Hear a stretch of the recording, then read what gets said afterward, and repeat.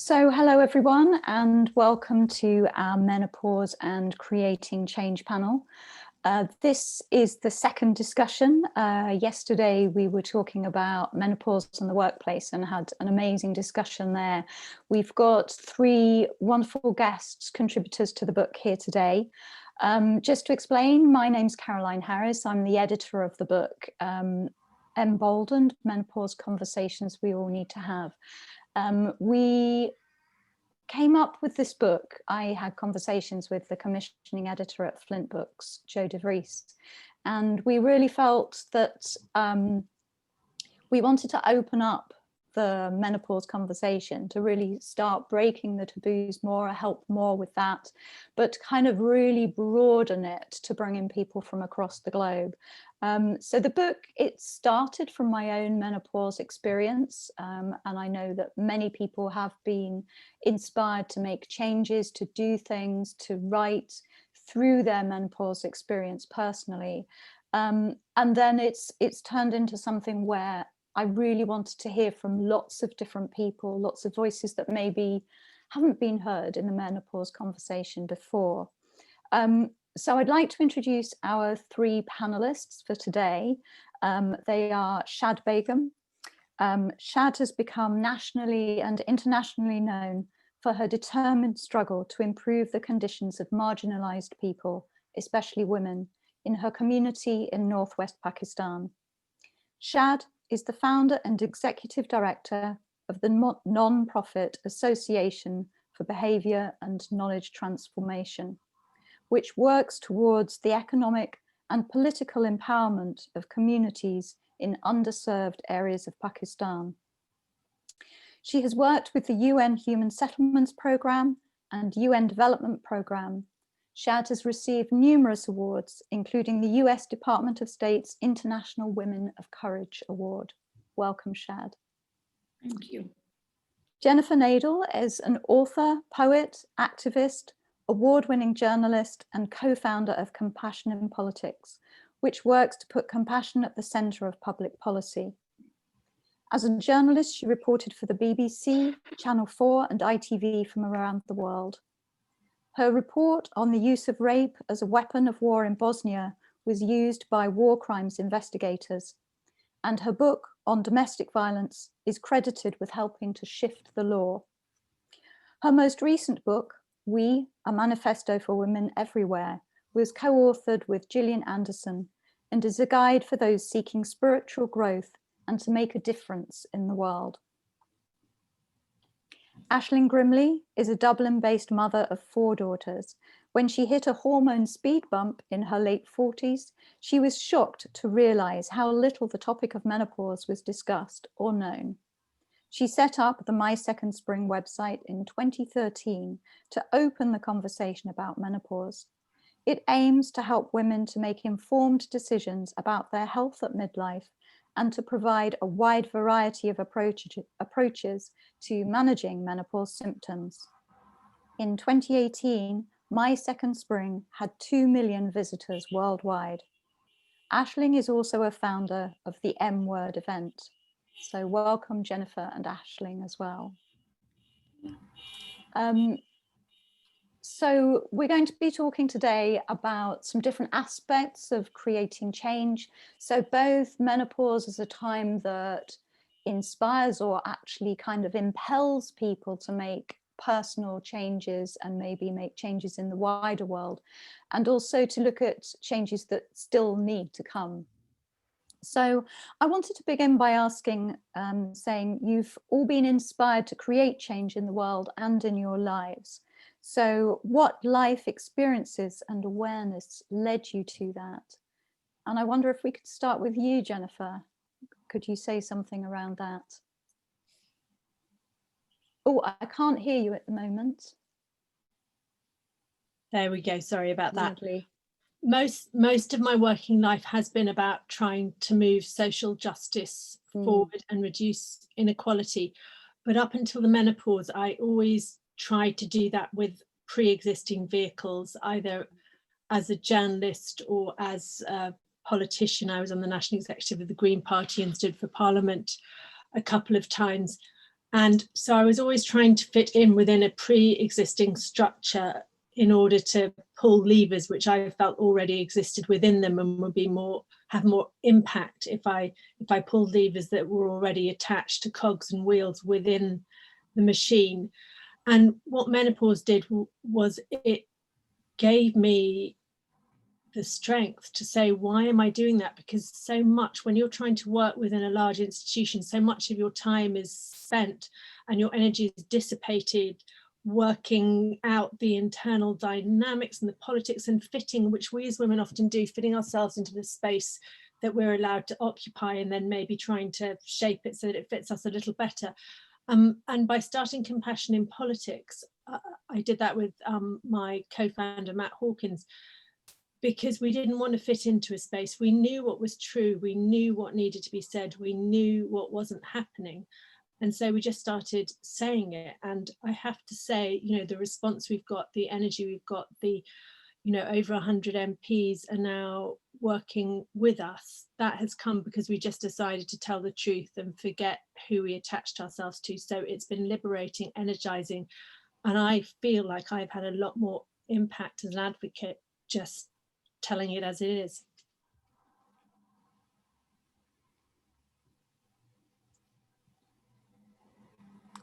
Sorry, I need you to unmute myself there.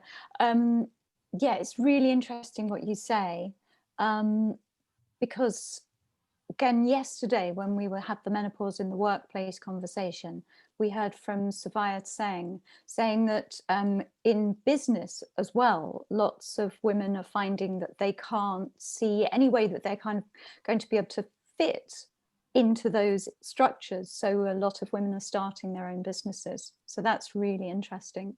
So perhaps we could lead on maybe in that way to you, Aisling, because you kind of set up your own new thing when perimenopause and menopause came your way. Yeah, so I suppose the background for me was, can you hear me all right? Yes. Yes. Yeah. Was that I came to the age of 47 and I started having hormone changes. And I realized that people weren't talking about the menopause and people were kind of distancing themselves if I even mentioned it, as if it might be something contagious. And I just thought this is really, really strange. And the thing that struck me was that, you know, I think that I didn't want secrecy around it. And it struck me that it was very secretive and kind of shameful and very dark. And I think that certainly in Ireland, we've had a big association between, you know, the church and women's health and, you know, all of that kind of abandonment of women's health and just not owning it or not, you know, not putting the spotlight on it. And I didn't want to be part of that. I didn't want to kind of collude. So a bit like you wanted to change the structure. And also I have 4 daughters. So I wanted to kind of lead by example and kind of own it. And then I saw that the existing information didn't really reflect what I wanted to hear. So I just set something up which I thought would try and give a new, a fresh look at the menopause and something a little more upbeat. But it was definitely, you know, the atmosphere that I was living in, like the country that we live in, and the lack of information and that kind of just the shame that's involved. And I suppose it's wrapped up in aging as well. But anyway, they were my my motivators. Yeah, thank you. Yeah, and it's interesting in your chapter, you talk a bit about how people were saying, really, you want to be associated with menopause? That's the thing you want to do? Yeah, definitely. I think that it was a kind of, why would you be owning up to that? There was kind of a sense of that, you know, that it wasn't something that you'd want to associate yourself with particularly. Yeah, thank you, Aisling. And now, Shad, so you've been campaigning for a long time, haven't you, around issues related to women and underrepresented and underserved groups. Do you want to tell us a bit about, you know, what your kind of inspiration has been for that? Yeah, thank you, Carolyn, for doing all this effort. Yeah, and this is so nice to hear from other 2 panelists as well, because these different perspectives are always giving us the hope that such incredible work is going on around the world, and women are contributing a lot to the change process. So my story actually began since back last two decades before, when I myself was quite young, and my father just like engaged me with his work, and I was just helping him to listen to women having different issues and then communicating those issues to that organization. But the entire process, what actually what motivated me that, and later on that work became my motivation to establish my own organization to raise women voices, because I felt that there is a need for a women-led organization who would only engage women. And I felt that in the process that there are lots of issues women do not feel comfortable to talk about them. And even if somewhere they are started talking about them, so then there are stereotypes and lots of taboos that those are always, the labels already existing that you can talk about such things and you cannot talk about such things. So then health issues, and then lack of access to education facilities, and then even lack of access to decision-making platforms like politics. My majority of work is focusing on bringing women into the political dialogue in the mainstream, because I say in this entire process, I do realize that we women have lots of problems. And one of the reason of all the problems is that we do not have more women on the decision-making tables. This is why the place where the resources are allocated, the places where the legislations are being done, women voices are not there. So this is the work I have been doing for the last 2 decades, and voicing women from my region. And today I would say I'm not alone. There is not only one Shad Begum. There are so many women, young girls, and doing tremendous job. And I have lots of hopes for them. And my experience with the menopause work, when I was contacted by Caroline and Ju, that, this is something, what is your perspective, that if you can start thinking about this and you share the perspective from on behalf of the women I'm working. So when I started talking to women in my communities about this topic, so I again came with the same issues. I faced the same issues, that women were not even feeling comfortable to talk to me about this thing, because they're raised in a way, they're dealt in a way, in a culture that where these kind of things, women should keep them, we just limited to their self. So that experience is also like bring me that realization that still there are so many areas where we still need to open up the debate and the discussion to have that confidence, that trust, where women can open up and share the things they would like to share. Yeah, definitely. I mean, there is that. It's like if we can't talk about it, if we can't name the experience, if we can't speak openly about it, then how can we do anything about it? So it does really feel like these sort of conversations, which might be personal to begin with, and then moving into a kind of a wider sphere, are just so important. Thank you, Shad. I wanted to move on to talk about menopause as a time of personal change. So probably talking to you, Jennifer, about this first. So, the rage and the energy of menopause that can come about, and how important it can be to maybe channel that, and what is it about this age of midlife, or the experience of menopause, that kind of means that maybe it's a time we choose to put our energy towards something else, towards something new. So I don't know, Jennifer, what you think of that.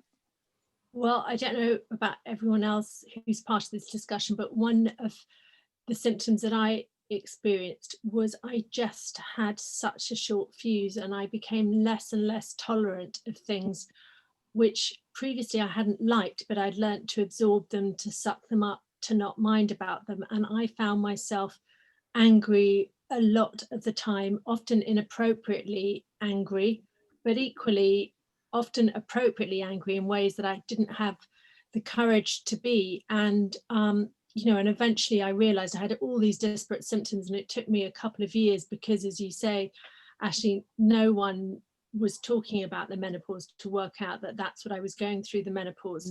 But when I looked at what society told me was the path, on the other side of the menopause lies invisibility. You know, maybe you become a crone or a spinster or a hag. You know, the way our cultures portray women once they have passed through menopause, it wasn't anywhere I particularly wanted to land.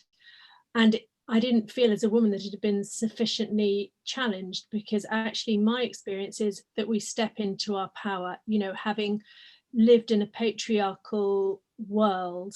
Suddenly, once we are no longer obliged to fit into that prism of, you know, being desirable and having the youth prism kind of put upon us, we're free and we can really start owning our full power. And that doesn't lead to being hags and spinsters. I think it leads to incredible beauty and light shining and energy. And, you know, hearing Shad talk about, you know, 2 decades of raising women's voices, and now there are lots of other Shads doing the same thing. That's so exciting. And that's what we women can do when we step into our power. But for so many cultural and biological reasons, you know, child rearing, it's so difficult for us to do that until the menopause. So Shad, maybe coming back to you there, what have you heard from women about their emotional experiences around menopause? And is it a time when the women you've spoken to and come across in Pakistan feel that they can start to make changes, or what's the perspectives that you've heard? Oh, Shad, I can't hear you at the moment. Okay. So my situation is, I would say, first of all, one thing which is always giving me, like, the thinking process again begin that when I see, like, that this is Pakistan and then we have Jennifer from another country. Normally people would think that women from that part of the world would not have the issue we have. But when you see this word menopause and the issues I came across and the mindset I came across, when I started reading so many chapters in this book, I came to know that, most of the things are exactly the same. Maybe they're using different methods, different kind of strategies, but the mindset is existing the same, that women are having the difficulties in expressing themselves for various things. This is almost everywhere. So this is not about, you're living in Pakistan or some other part of the world. And when it comes to the experience of the women in my region, so the first difficulty I came across with, so many women were not aware about this. Even the women going through this was not aware that what they're going through. Because I even written in my chapter that I was searching for the word, because the menopause is an English word, right? And I was looking for a word in my native language, and then for the word in my national language, official language. And I couldn't find the right word, but women were describing this entire process, or this menopause, in their own understanding. But majority of women, they were unable still to express what actually menopause is. And then another one thing is, like, I have seen in my communities, what actually Jennifer just said, that when women, come to this age, she become like a man, like there are women, then they stop caring about, like, the parda and the other mobility restrictions. They just started going out. But I have seen, like, the limitations we have in our culture for women to go for certain roles. Like, for example, what Jennifer said, that lots of women can utilize this in a more appropriate and better way to become more productive.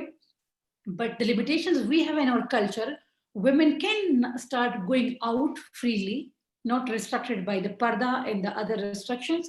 But then the opportunities to engage in such productive processes are very limited. So then people would tell women, okay, you can do whatever you want. But for example, I would say there are very less women who can think about joining politics in that age, who can think about doing something creative for other women to help. So even most of the people would tell her, now your age is to go for some rituals, like religious practices. You need to think about afterlife matters now, because you are done with your life right now. So when I see all these things, so I say, this is the debate we still need to have in our communities with the women, that while going through this change, how they can transfer their anger, not transfer the anger, but how they can use this anger more creatively by doing something for the women. Because there is one opportunity, I would say, like, they are no more bound to certain liabilities, like, raising children, taking care of so many other responsibilities. So, but they still need to learn a lot for that. And then I will be again looking, creating those opportunities and looking for those opportunities. I'll be looking for this book, that what are the ways and the avenues that we can explore together. Yeah, lovely. Thank you, Shad. Yeah, it's interesting there. You're saying, that amongst many of the women you speak to, the focus in later years is on the spiritual side and not politics. But maybe we can come to this later. But I think Jennifer might have things to say on combining the spiritual and the politics in a way. But before we move on to another question, I wanted to bring Aisling in, because obviously through My Second Spring, you have amazing connections with women all over the world. And I wondered what either you yourself thought about kind of how you've harnessed the experiences of perimenopause and menopause in your own life, and also what do you hear from other women about how they might want to redirect their lives? Because you said you want My Second Spring to be kind of inspiring and to have a positive angle to it. Yes, so I have to say I very much relate to the rage. I had a lot of rage as well. But I do think that when you look at the things that make you angry, that make you rage, it's mainly very reasonable. And there's a reason, and you should not ignore the rage and not feel bad about it, that use it as a an engine to move forward. So I borrowed the term, I was lucky enough to have heard the term a second spring, which is a Chinese way of describing the menopause. And again, I couldn't bear the fact that we were supposed to be written off and it was all supposed to be so negative. And I can totally see that symptoms are horrendous. But I do genuinely think it's a time for women where there's an opportunity, where we have a new voice, and that idea that you're kind of revered in your society as kind of an older, wiser woman. That was really what I wanted to explore and expand. But I did find it very interesting, much as is reflected in the book, that I just set up my website for my local community, but very quickly I realized that I was getting, you kind of assume that your own culture is backward, or we always do, certainly in Ireland, we kind of feel like we're on the back foot, but and it was just us that couldn't talk about the menopause. But within moments of setting up the website, I started getting hits from all around the world, and I was like, oh my goodness, it's nobody, other people are feeling the very same way, and I think there's I just think there's a great idea of, I just find a lot of women who want to make change, who want to just be their better selves. And I do think that estrogen is the hormone that makes us more kind of nurturing and looking after everybody. And as estrogen declines, we can step out and step into our power and become more powerful. And that was part of my rage. I wanted to leave everybody behind me and set forward myself. And that's what encouraged me. That was the power, the engine that got me to set up the website. But I totally agree that it's a very universal thing. But I do think that I think it's just so important to have the conversation so that women can recognize what they're going through, that it's part of a bigger picture, and that could be the menopause. You kind of think, oh, I've just, I'm just having problems with my hair or my skin, or I'm feeling anxious, or, these different things. And I think it's really helped women to put a framework on it and to see it as something different, something bigger, and then to see other women doing stuff, and then to use that. That's my idea, is just that we can inspire each other to kind of own our power and to step in whatever way is appropriate, to step more fully into who we are. Because I think that sometimes at midlife, you realize you've been trundling along, head down, working, raising a family, whatever you're doing. And then you kind of ask yourself, am I aligned with who I would like to be? You know, sometimes we are a little bit out of alignment. So I think that menopause offers us that kind of chaos, or that kind of storm, to kind of, you know, figure out exactly who we are and who we'd like to be when we grow up, you know, when we move into our second spring, when we move into the next phase of life, because we're going to live to be, you know, hopefully 80 or 90. So we've got a lot of years ahead. So we certainly don't want to write ourselves off. And that was the other thing that just bugged me, was that there was an implication that we were old dears, you know, when we got to the menopause. And I'm kind of thinking, no, we're not.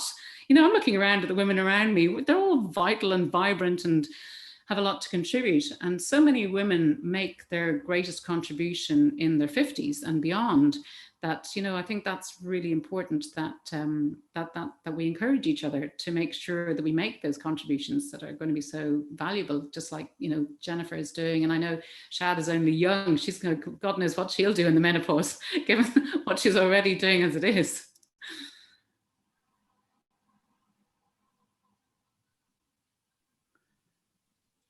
Thank you. Those are really important points. I like the idea of having the framework of something bigger, because I know that, you know, for quite a number of people, the symptoms of menopause can be absolutely appalling.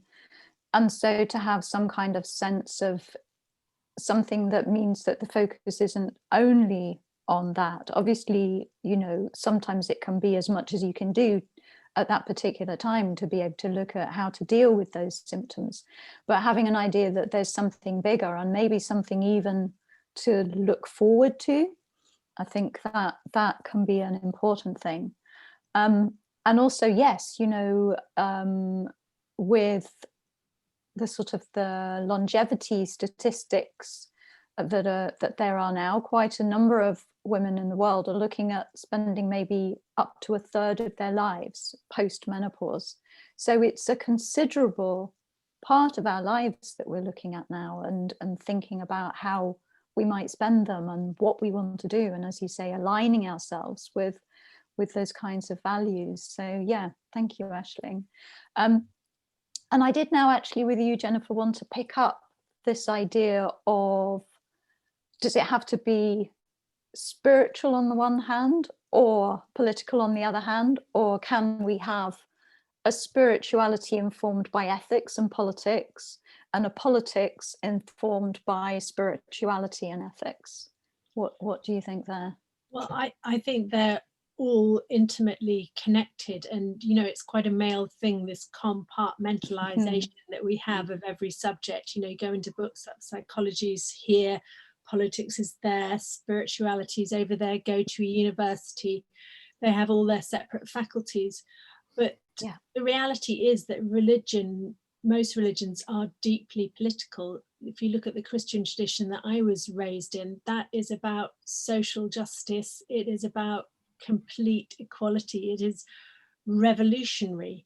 And it's no coincidence that the rise of capitalism and the wealth owning generation and the gap between rich and poor that's occurring coincides with the death of religion, because what we've had is the legitimization of greed and the, you know, whatever you think of organized religion and all the harm that it has unquestionably done, those values and those principles threaten the unbridled growth of capitalism.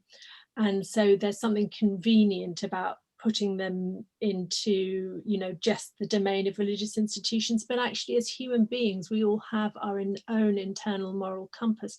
We all have our own sense of values, and spirituality is about being true to those values, and politics is about being true to those values, and we can't divorce the two. There's no point in meditating and then going into the world and behaving in an unspiritual fashion. It just makes a mockery of the whole thing. But again, you know, spirituality has been commodified as something to help you through a crisis, or, you know, maybe you just need to make sure you're visioning what you want to happen in the right way, and then it will happen. And in fact, it's been co-opted by capitalism and used in the workplace to, you know, with mindfulness, to try and make us more effective units of labor, rather than actually liberating us from the shackles of injustice, which is what the capitalist post-industrial system we have here has imprisoned us all in, and also a very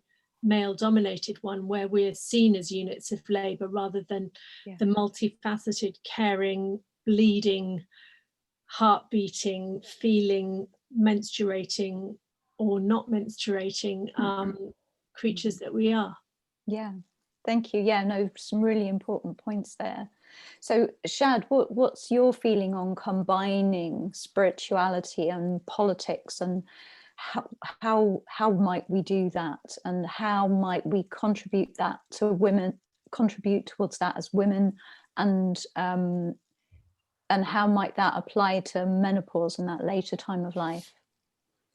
Yeah, I actually totally agree with Jennifer. What Jennifer said, that there is no this compartment like in the boxes. Women, they already, I would say, this is what people say, that you need to do that and that. But when I see some of the women, they already practicing this thing, like they're doing the spirituality as well, they're doing the politics as well, and this is not like they do spirituality and then they leave that back behind and then they come and do politics. Women are, I would say, women are already very spiritual, even not necessarily after menopause, I would say.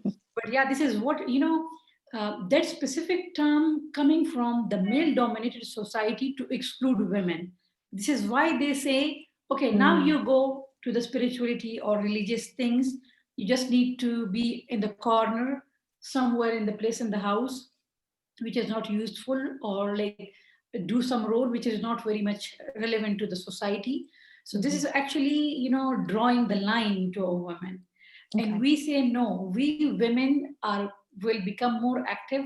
And now, after writing this chapter, and now even while learning more about the menopause, and even listening to this webinar, now I do realize that women in my country, after this age, now I see that what was their motivation, how they were, why they were so productive. Because I can understand that they have utilized their rage, their anger, in a way that they have contributed in a much better way.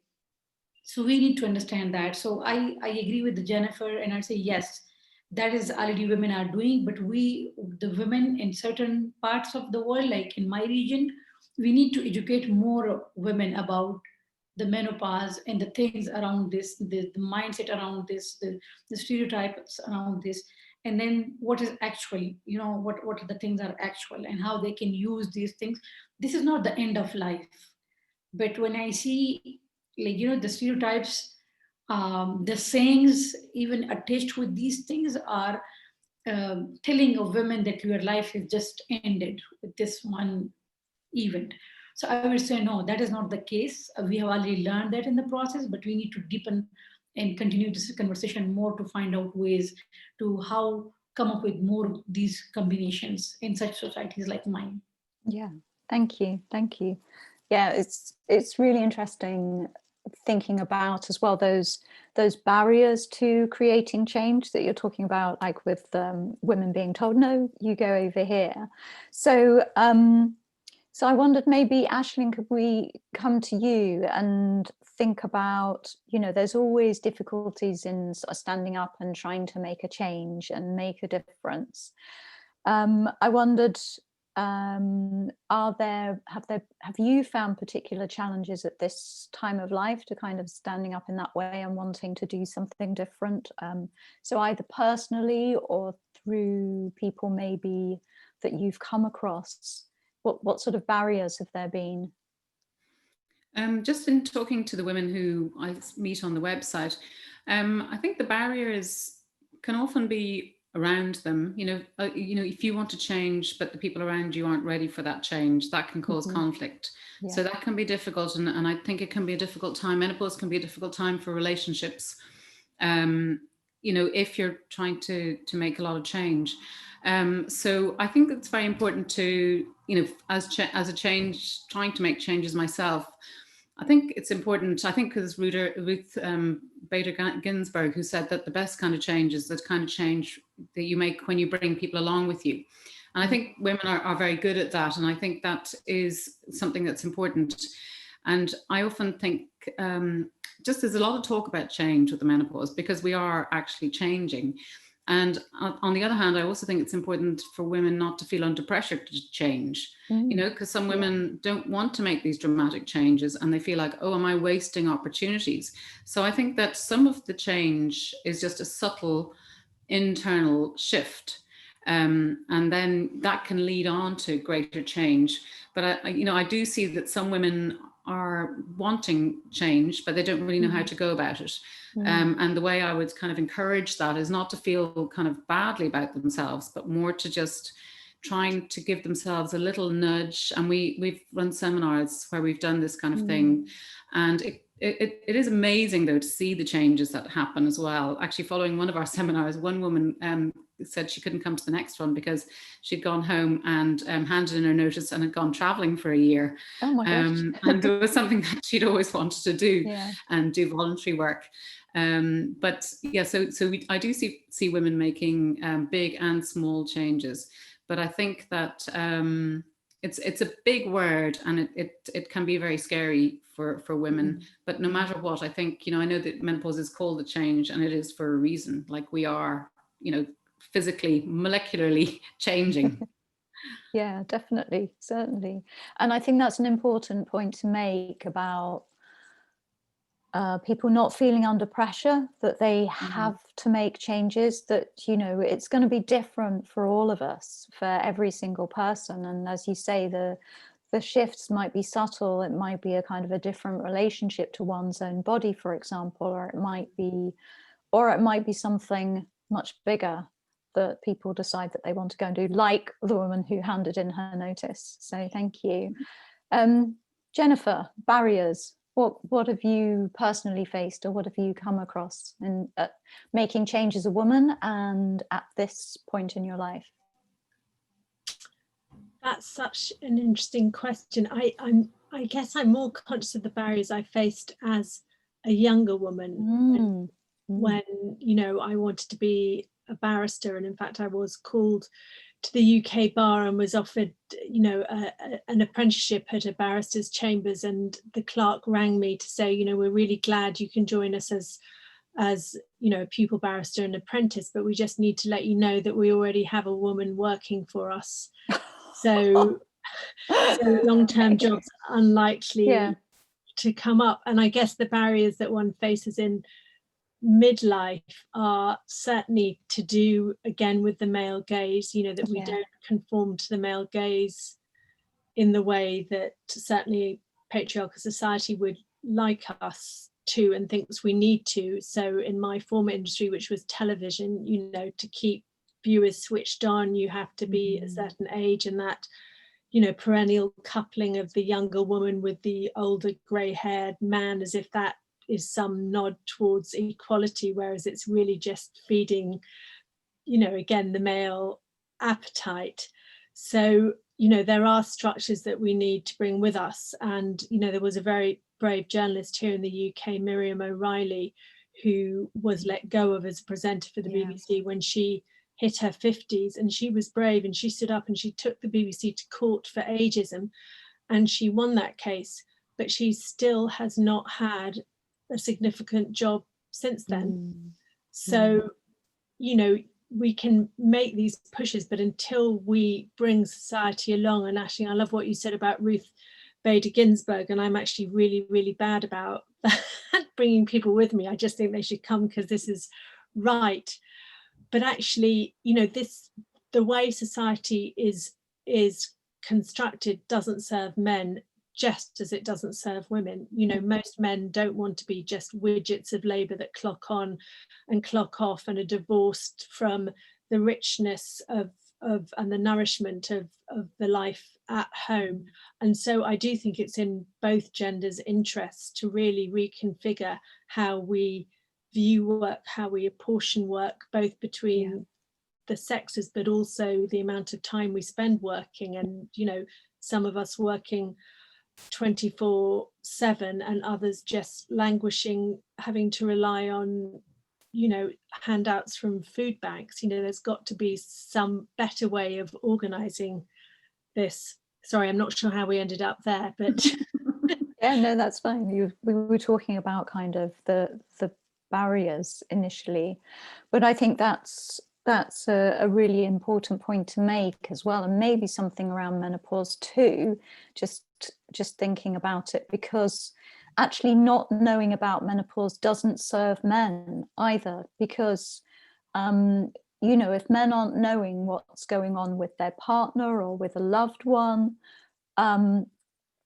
then it leaves them powerless as well, because they don't know what they can do to adjust or to help. And it doesn't. But I would say it doesn't help. Still, sorry, what you can say.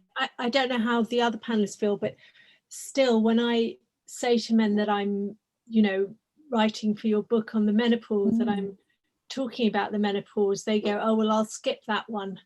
They don't particularly want to know about it. There are a few enlightened men I know who've read books to support their partners, but most of them, their manhood is built on having a sexually desirable partner, and if they feel through their own prejudice that we're somehow losing part of our worth in society, then it's something that unsettles them in the same way as it has the potential to unsettle some of us. I don't know what everyone else has found. Well, actually, in fairness to men, I found when I started talking about menopause that they were more willing to talk about menopause than women were.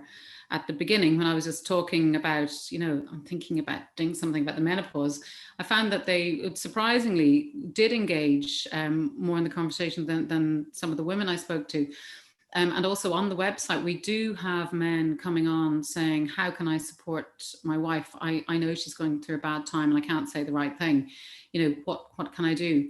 And also men who've the marriage has come to an end during the menopause, and they're trying to understand, is this, what's going on? One man recently just posted and got was just kind of trying to understand what's going on. So I don't think we need to worry too much about the men, but I do see men being supportive. But people do ask me about, would I think about doing something about the male menopause?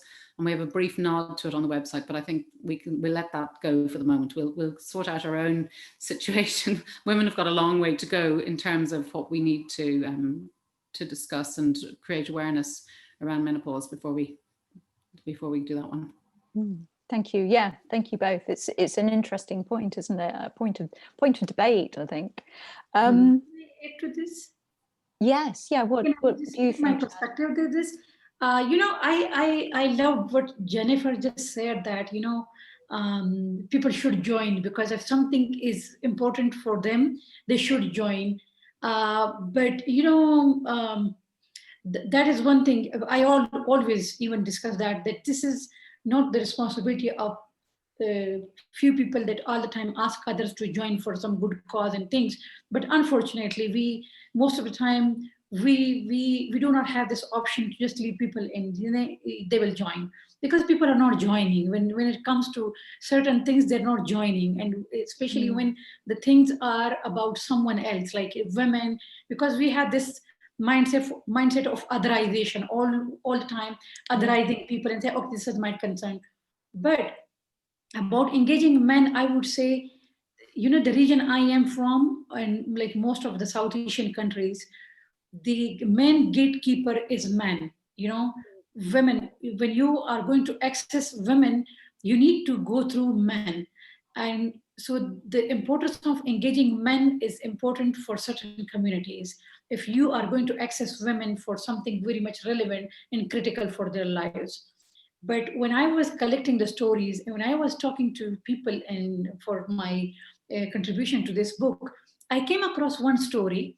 And there was this woman, she was a widow woman, and she was going through the menopause process. And her situation, all the symptoms, they were very critical about her health. And then she asked me that she was not aware. I met her son, and her son told me about this. His mother is going through menopause. And he said that I have the difficulty to communicate this thing to my mother. that she is going through a certain thing which normally is related to womanhood. And her doctor told me this, but my mother is illiterate and I'm unable to tell all these things. And I have this barrier because, I'm a son, and how can I talk to my mother about all this thing? And then later on, when I told him that, this book will be shown there and you can read this book and you can do this with this. So he started saying that, in areas where lots of women do not have their partner, like husband, and they are relying, because they're not economically independent women, they're relying on their sons or son-in-law, and they're taking care of them. So I see sometimes, majority cases, men like those, they are interested to know about these things. So the thing is, I would say we women, most of the time society is excluding us from many things. And we women do claim that we're inclusive. I believe in that we need to think inclusive all the time, engaging everyone who is important for us, for bringing that change. So I would like, even for example, this book is now with me, this conversation is not only here happening on this panel, we need to take this further to our communities. I would like to engage men as well in this conversation and talking to them with them, that what they think, what the responsibility lies with them, because they will feel comfortable if this knowledge will go to their women, and these women will have some, at least how to manage this entire process. So I say we need to deepen more that sense of sensitivity, which kind of is already existing there, that can help us back, because we can engage men further, transforming this knowledge into men's community. Yeah. Thank you, Shad. Yeah, really interesting. And I suppose kind of, the next question that I was wanting to ask, and you may see it as linked or you may have a slightly different answer, is, what can we do locally and globally to make women more empowered at this menopausal time of their lives? What's your feeling on that, Shad? To empower women at this time? Okay, yeah. So, there is lots of conversation on this, that empowering women. Some people do say that women is already so much empowered. She just needs an opportunity to come up and exercise what she's already capable of. And most of the time when I see women, like, they're not even very much like literate women, they're illiterate, but they're doing tremendous job. Because sometimes we think that empowerment come with knowledge, with your, like, the way you are more qualified, you are more aware. But when I see women doing such enormous things and they do not have these titles but still doing a lot of things, then I say, okay, we need to rethink about this women empowerment definition. What actually is this? So that is one thing for me. And another thing, what we can do, yes, we can do lots of things. Lots of things we discussed already. I would say we need to at least start having a conversation about it. Now we have the, this online forums. Yeah. And I'm happy that COVID has, some positive things. And that one thing was bringing people together online and started listening to each other, because earlier we were not having this much response to, from people joining us online. But now I see that people are becoming used to joining us online. So we need to use not only the online platform, but we need to go in person to the people and start asking the people that they should start having a conversation about this. And this is much needed. I would say that the reluctance already coming from people is, this is not only for this is all, in majority cases, things related to women. Because, for example, I would say, okay, this is very much personal thing. But when I say in my community that women need to have the right to vote, then even I face the, the response which is saying no, no. So again, if this is coming to the menopause, so I need to understand the mindset which is saying no to certain things related to women. So we need to create the conversation. There are people we need to engage. Our youth is very much potential to be engaged in these discussions. And because in Pakistan is among those countries where we have 65% population is youth. So they can become catalyst, they can become a change agent for us, that they can bring this voice, this issue further to the communities. but at least we need to initiate the conversation. Yeah, definitely, certainly. And Aisling, what do you think would be helpful in making women feel empowered, and particularly at this age, or even what we mean by empowerment, perhaps? Well, I think exactly what we're doing here and what you're doing in the book, it's really about conversations. It's, the thing that comes through or that educates and empowers, I think, is stories and hearing each other's stories. I think also we just, as more women have more conversations, then it moves on out. We need to start educating young girls and women in schools and boys about menopause. I think it needs to become part of the medical training. Like, there's very little medical training in Ireland and the UK around menopause. So that's really important.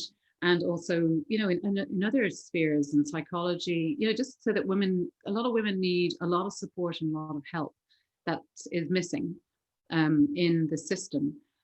So I think that we do need to put pressure to, on our health services to make sure that women's health is looked after. So we have a campaign, you have it in the UK as well, with Diane Dansbury here also around, supporting the workplace, more education for GPs, and also in secondary and probably even primary education. But I think that empowering, I think it's important. I think a big thing for empowerment for women is role models. And I think that's abundantly clear, for example, with Shad's work, that, having a role model is just so motivating, because you want to have an embodiment of what you could do. So I think, again, by more women having these conversations, we'll create more role models, and that will empower others to emulate the women that they look up to. Yeah, that is so important, isn't it? Because there's real opportunities for generational change here as well. That it's looking towards younger people, but we kind of need to be doing stuff now to be the role models and to give them the role models as they grow up. So yeah, thank you, Aisling. And what about you, Jennifer? What do you think we need to be doing to make women of menopausal age, or women generally, feel and be empowered? I think exactly what Aisling said and what you're doing with the book. I mean, I'm so glad you've done this book, Caroline. It's fantastic because it gives all of us an opportunity to talk about it. And we as women need to tell it as it is, just to talk about it as if it's as ordinary as anything else. And that involves shame busting for ourselves, because obviously we've grown up in the culture where there's something shameful about it, which is why Aisling's program Second Spring is so amazing, because it's legitimizing it and normalizing it and making it part of conversation. But I also wanted to pick up on what Shad said about the youth, because I am just blown away by young people. When I hear, I've got 20-something sons, when I hear them talking about periods, and when I watch women, them interacting with women, and menstruation is just something that they all know about and it's part of the conversation and there's no shame. And when I think back to what it was like at my age, you would hide away if you had your period, and now we're doing the same thing when it comes to menopause. So yes, having those conversations with sons, daughters, bringing it into the space and then seeing where they go with it, even though they're not yet experiencing it, making sure that it's part of their normal expectation, understanding and landscape, I think could also have a huge impact. Yeah, definitely. That sort of that conversation opening up in lots of different ways and involving younger people. It's been very inspiring to see how the period movement, the menstrual movement, has kind of gained pace, and the kind of awareness around that, which is not to say that young people today don't have a lot of issues. And actually, for example, I've been teaching for some time in universities, and I was kind of quite shocked to hear some of the same issues coming up as when I was that age, issues around consent and around harassment. So it's kind of there's a lot of hope there, and there's also lots of things that younger people are dealing with as well, and I think it can vary from community to community too. So yes, but I'm very, very hopeful that things will start to change. Now we are having these sorts of conversations to change around awareness of menopause and how we approach aging as a whole, all of us. So as we kind of draw things to a close a bit, I wondered if I might ask you, and I know it's a bit of a big question, and Jennifer first. So if you could change one thing in the world right now, what would that be? I know it's a hard one. to do with the menopause? I think just generally, because, you know, we're talking about change. So, you know, we've talked a lot around menopause and creating change, but what generally, what are your kind of aspirations for the world? What would you like to change? So if we take wanting climate change and genuine gender equality as givens, they're my aspirations. But you know, in the short term, what I would like to see is those in positions of power not causing harm to those that they have a responsibility towards. You know, in the UK, we've had this horrible period of austerity where those in power decided to almost punish those with least for economic mistakes. And I just hope that post-COVID, we do not go there again, and that we have learnt something from this period, and that what we've learnt is that we're all of equal worth, and that the people we valued most are often the ones that we've rewarded least and taken care of least. So my immediate hope is that out of, you know, the ashes of this global pandemic, something hopeful and positive arises. Yeah, thank you. Aisling, thoughts on what you would like to change? I had a little think about this, and I know you want to be greedy when you're asked about changes. So to be specific, I think I would like every girl in the world to have an education. And just watching David Attenborough the other day, he was just talking about population control, and that was one of the things he mentioned in terms of the climate, that if we educate our young people, particularly girls, it'll create better quality of life and a slowdown in population growth, which has a positive impact on the environment. So I liked that. And then also a few other little things. I think everybody should watch David Attenborough's witness statement, because it's beautiful, it's terrifying, and it's hopeful if we take dramatic action very quickly. And I'd also like every woman of 40 to be given a copy of this book, because I think if you prepare for the menopause, it can be a whole lot better and easier. Yeah. And, you know, there are always going to be some negatives for a lot of people, but for a lot of women. But I think that if we have a positive framework for it, it can definitely ease some of the pain, because it's always, you know, there's a positive with a negative a lot of the time in life. Yeah, thank you, Aisling. And how about you, Shad? What one thing would you like to change? Yeah, I would just say one. I would just second what Jennifer just said about the climate change not doing harm to the ecosystem, because that is relevant to all of us. When this earth will be here, then we all will live a good life. Otherwise, things will become critical. But what I want to change, if I would have that, you know, magic to bring that to the world, that would be to start practicing empathy. Because the growing intolerance in the world, the growing hate speech kind of attitude in the world, we need to start practicing empathy to understand people's feelings and thoughts, not to judge them so quickly and label them, you're that and that, you know. So yes, we need to learn more about empathy. Thank you, Shad. I think that's an amazing last word to finish on. And thank you all. It's been a really, really interesting, really inspiring conversation. And I hope that lots of people tune into it on the YouTube channel where we're going to be placing it. So thank you all very much. Just for the sake of people who are watching now, thank you all for watching. The book Emboldened Menopause Conversations We All Need to Have is available in print in the UK and Europe, and you can get a deal on that via a great read. There are links in the invites to the Eventbrite event, and also it's available via Amazon internationally, and as and when we get other updates about specific territories, we will be posting them out. I love the idea of everyone having the book. Not quite sure how we'd fund that, but you know, my hope is that it will become a really useful resource and something that begins conversation, because it just feels like, you know, you'd all written your chapters and now there's more conversation happening. So we have the conversation of the book itself and then the conversations that are broadening out.